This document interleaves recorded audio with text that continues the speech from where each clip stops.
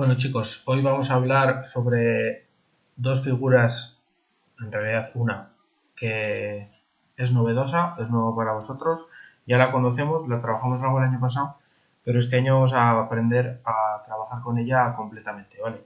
Es el tronco de cono y el tronco de pirámide. En esencia es lo mismo, porque una pirámide no deja de ser un cono con una base, en vez de ser circular, ser un polígono, o al revés, una pirámide no deja de ser un cono de base circular. Pero bueno, están súper relacionadas. Yo os voy a poner el ejemplo del tronco de cono, pero es exactamente el mismo para el tronco de pirámide. Vale, entonces, un tronco de cono es esto. Un tronco de cono es una figura, es un cono truncado, pues se llama así tronco de cono. Es un cono al que le han quitado la punta, digamos, ¿vale? Y nos queda una figura de este tipo. Elementos de esta figura, pues tiene dos bases, ya el tronco de cono pasa de tener una base a tener dos radios, evidentemente, uno más grande y otro más pequeño, una circunferencia más grande, un círculo más grande y un círculo más pequeño, y tiene una altura y tiene una generatriz, ¿vale? Como las tenía el cono y sin más. Vale, la idea para calcular el área y el volumen de un tronco de cono va a ser hacer siempre el área o el volumen del cono total y restarle el área o el volumen del cono pequeño. Es esta figura de aquí.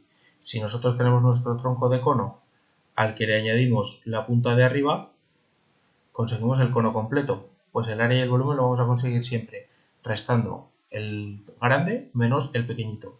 Ese conito imaginario que tenemos ahí, ¿vale? El área del tronco siempre lo vamos a calcular haciendo el área del total menos el área del pequeño, y el volumen del tronco lo vamos a calcular haciendo el volumen total menos el volumen del cono pequeño, ¿vale? Sí que es cierto que hay fórmulas, pero mi opinión, las podéis buscar en internet si queréis, ¿eh? Mi opinión es que no merece la pena perder tiempo en aprenderse fórmulas nuevas, porque son demasiado complicadas para el tiempo que te ahorran. Al final, lo que cuesta de estos ejercicios no es aplicar la fórmula, lo que cuesta es calcular la altura que falta, calcular la generatriz que falta, calcular medidas que faltan.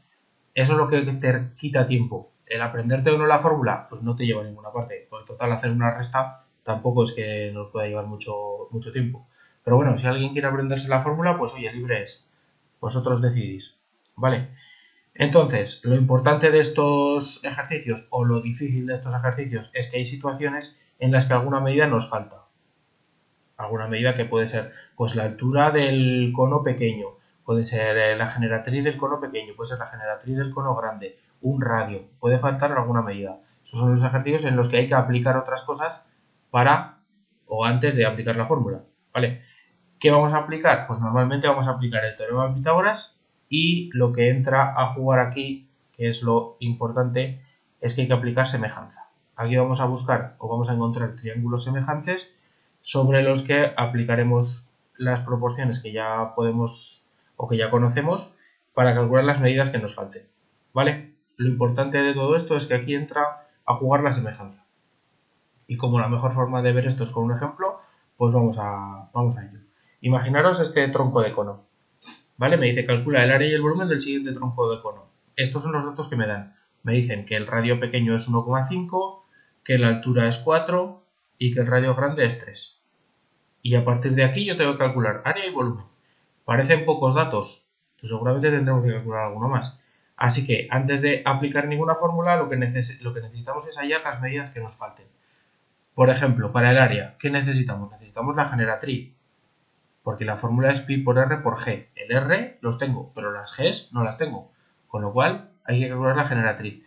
Para calcular el volumen, ¿cuál es la fórmula del volumen? Área de la base por la altura. El área de la base la tengo, pero la altura no tengo la del cono total, tengo la del tronco. Tendré que calcular la altura del cono pequeño, la altura del cono grande. Así que vamos a plantearnos esa situación. Pongo aquí lo que nos falta la altura del cono pequeño, la generatriz del cono grande, la generatriz del tronco de cono, ¿vale? Aquí he puesto en un dibujo pues las medidas que nos faltarían. He llamado h grande a la altura del cono grande y g grande, g mayúscula, a la generatriz del cono grande, ¿vale? Y luego h es la altura del cono pequeño y g es la generatriz del tronco de cono, ¿vale?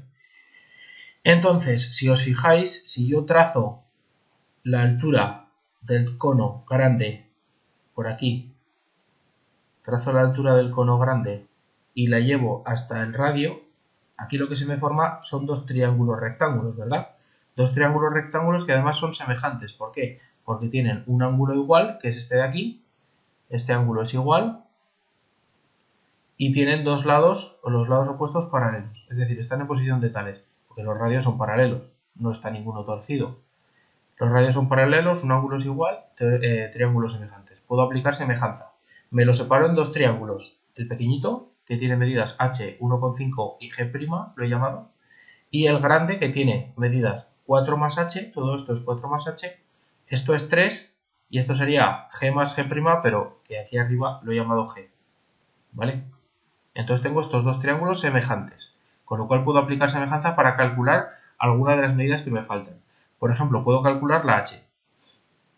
¿Vale? Decimos que h, este lado del triángulo pequeño, es a 4 más h, este lado del triángulo grande, como 1,5, este lado del triángulo pequeño, es a 3, este lado del triángulo grande. ¿Vale? Y de aquí me despejo la h. La h me sale que es 4. Por lo tanto, este trocito de aquí es 4, y en total, la altura total será 4 más 4, 8, ¿vale? La h es 4, lo pongo aquí, la altura del cono pequeño es 4, la altura del cono grande será 4 más 4, 8, ¿vale? Ya tengo las alturas. Ahora me calculo las generatrices. ¿Cómo? Pues hombre, si tenemos aquí triángulos rectángulos, ¿no? Para calcular la generatriz pequeña y la generatriz grande, pues me está pidiendo aplicar el teorema de Pitágoras. Saco cuánto vale g', 4,27, eso es este trocito de aquí, la generatriz del cono pequeñito, esta, y calculo cuánto vale g mayúscula, la generatriz del cono grande, lo mismo, 8,54, aplicando Pitágoras. Esto es el teorema de Pitágoras. Esto y esto son el teorema de Pitágoras, ¿vale? Entonces obtengo que la generatriz del cono pequeño es 4,27, la generatriz del cono grande es 8,54, ¿vale? Veis que no es difícil, pero claro, hay que darse cuenta de que hay que aplicar semejanza, que es lo novedoso aquí. Nosotros no habíamos aplicado nunca semejanza, es que habíamos aplicado el teorema de Pitágoras 100 y 1000 veces para sacar medidas que faltaban, pero aplicar semejanza no habíamos aplicado, ¿vale? Entonces, tenemos ya todas las medidas. Una vez que tengo todas las medidas, ahora sí que me pongo a calcular áreas y volúmenes. El área lateral del tronco, ¿cómo lo voy a calcular? Pues haciendo el área lateral del cono grande menos el área lateral del cono pequeño, restando sin más. ¿Cuál es el área lateral de un cono? Pi por r por g. Pues entonces, pi por el radio grande por la generatriz del cono grande menos pi por r pequeña por la generatriz del cono pequeño. Y ponemos las medidas, calculamos y nos da esto, 60,37. Ya está, ya tengo el área lateral. Ahora el área de las bases. El área de las bases va a ser la de la base grande más la de la base pequeña. En este caso la sumo. ¿Por qué? Pues pensad que el área es toda la zona que yo puedo pintar. ¿Qué puedo pintar aquí? Si a mí me dan un pincel y una témpera, pues pinto la base pequeña, pinto la base grande y pinto todo el área lateral. El área lateral ya lo hemos calculado, me faltan las bases, que son círculos, con lo cual lo único que tengo que hacer es sustituir la R mayúscula por 3, la R minúscula por 1,5. Total me da esto, 35,34. Y calculamos el área total, 60,37 más 35,34, área total 95,71. Listo, ya está, ya tengo el área total. Veis que aquí calcular el área es ridículamente fácil. Lo complicado es sacar las medidas que me faltan. Pero una vez que las tengo, simplemente aplico las fórmulas. Claro, para eso me tengo que saber las fórmulas. Y el volumen del tronco de cono, pues el volumen del tronco de cono lo vamos a hacer igual. Volumen del cono grande menos volumen del cono pequeño. Voy a coger todo el cono grande. A ver, ¿dónde está el ratón? Aquí. Todo el cono grande.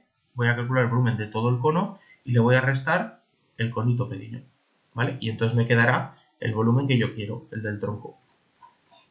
¿Cómo es la fórmula del volumen de un cono? Pues un tercio del área de la base por la altura.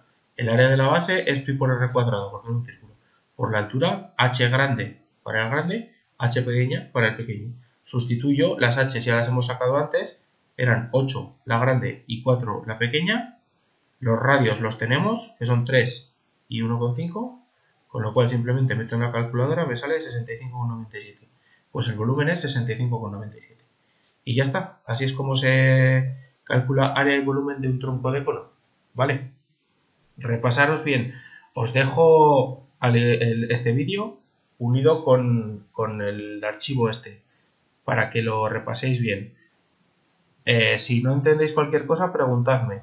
Lo que sería un buen ejercicio, porque mañana os mandaré deberes, sería un buen ejercicio que os hicierais pues, un ejercicio similar con otros datos, a ver si os sale.